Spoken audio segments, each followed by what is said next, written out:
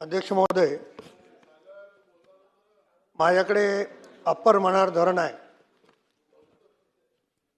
आणि त्या अप्पर मनार धरणाच्या भोवती मोठ्या प्रमाणावर भोई समाज राहतो. भोई समाजाचा मुख्य व्यवसाय मच्छीमारीचा आहे.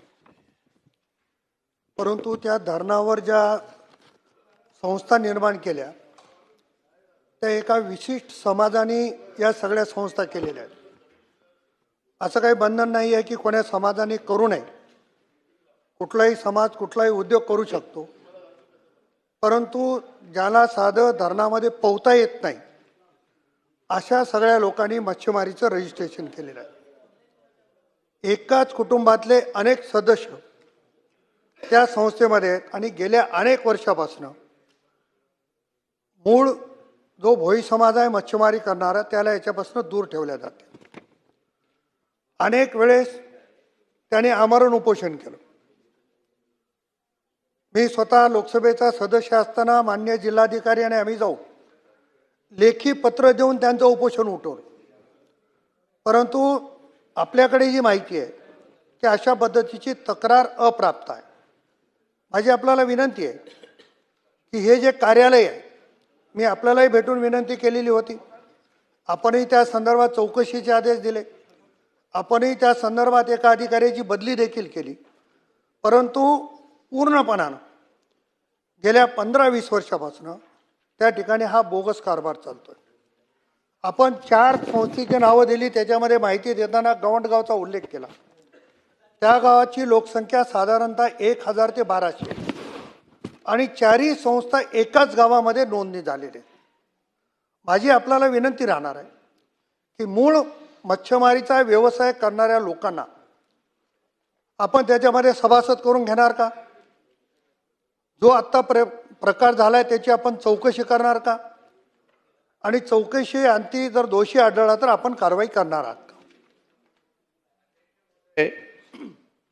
आदरणीय चिखलीकर साहेबांनी जो काय हा विषय इथे मांडलेला आहे, अध्यक्ष महोदय, या संस्थेच्या संदर्भात जी काही आमच्या मत्स्य खात्याकडे माहिती आहे ती आदरणीय चिखलीकर साहेबांकडे दिलेली आहे. त्या पद्धतीने प्रश्नही त्यांना उत्तरही दिलेलं आहे.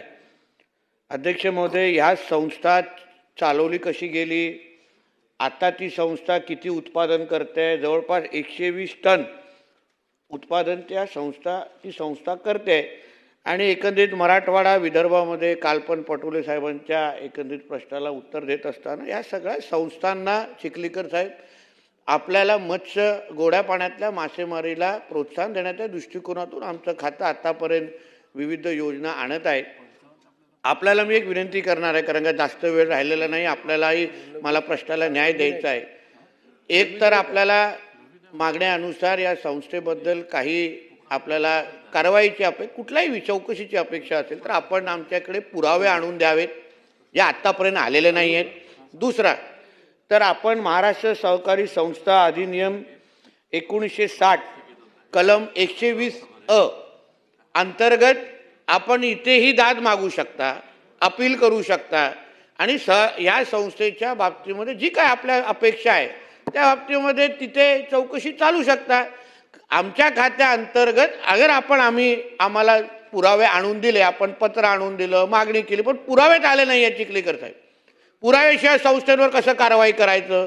आणि आज अगर एका संस्थेवर कारवाई केली तर मग आम्ही एका बाजूनी बोलतोय की उत्पादन वाढलं पाहिजे, दुसऱ्या बाजूनी आम्ही संस्था बंद करत चाललेलो आहे.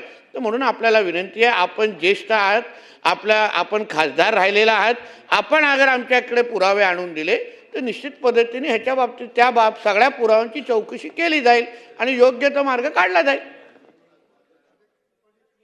बोलून घ्या. यामध्ये आपण